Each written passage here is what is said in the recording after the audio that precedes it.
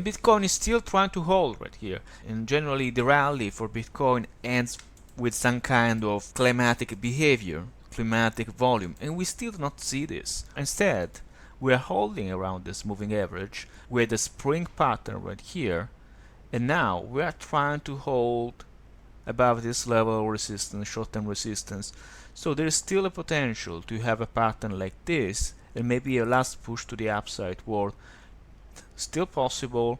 And I think that in order to call a deterioration of demand, we still have to see a break below the moving average. Right now we don't see anything like that. So we can just use our trust 21 moving average as a stop loss, maybe somewhere below this, as we see a penetration right here. Let's remember that 2024 is coming. We are entering the presidential year. This is the setup that we've seen every time we approach the US election.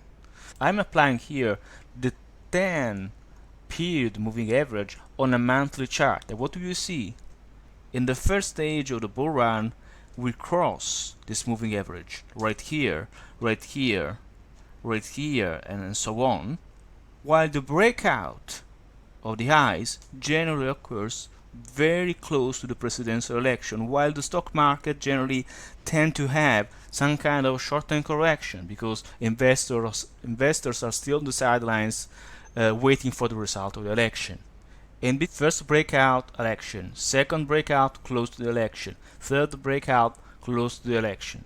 As we approach January, let's remember that January is one of the worst months in terms of seasonality, so we could actually have some climatic behavior toward the end of the year, and then maybe a correction, and we have to be ready to catch the lows if that correction develops. Look at this. January one of the worst, and then February the best.